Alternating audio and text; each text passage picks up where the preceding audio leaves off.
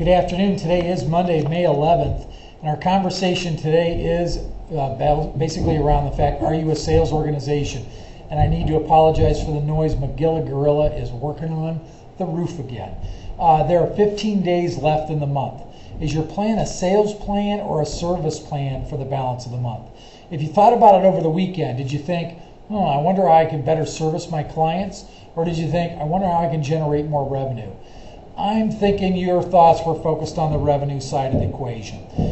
The service side of our equation is pretty solid right now. Any complaints that we have are pretty much leveled off. They're limited to complaints about overweight staff and an occasional overweight franchisee, and every once in a while someone wanting money back from a program that expired 6 to 9 months ago. So with service intact, we need to discuss and focus our discussion on sales. Are you running your center in your business like a sales organization?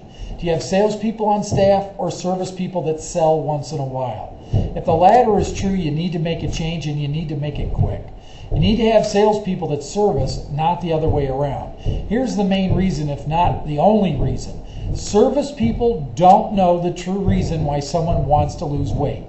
Salespeople do. And the reason they know that is through the general questioning and answering that they do, discovering and uncovering hot buttons, overcoming objections, and what happens during the normal process and course of closing the sale. Service staff don't know those details. Sales staff learn these things about a client while they're still a prospect. These are the things that keep a client motivated, on program, and losing weight so they can continue to generate referrals. Do you have a sales staff or a service staff on board? If you're running a sales organization, let me offer a few more suggestions. Fire your relatives.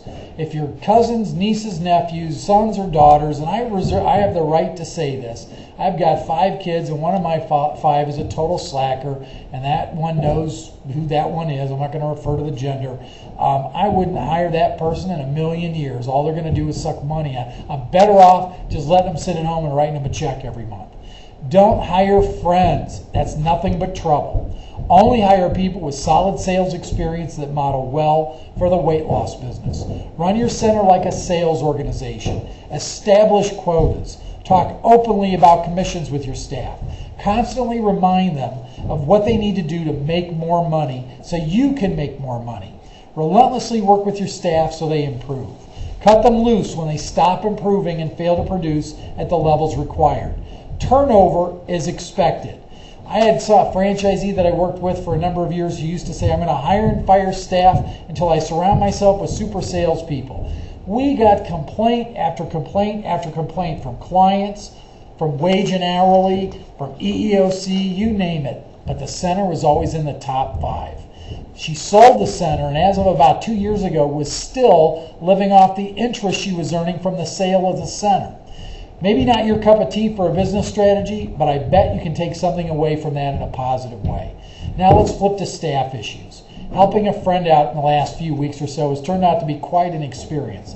This person is a salesperson. This person's had 3 sales jobs in the last 18 months. They've all ended up in the same fashion. Write-ups, probation, and termination. Each time this person has been threatened, their performance has skyrocketed.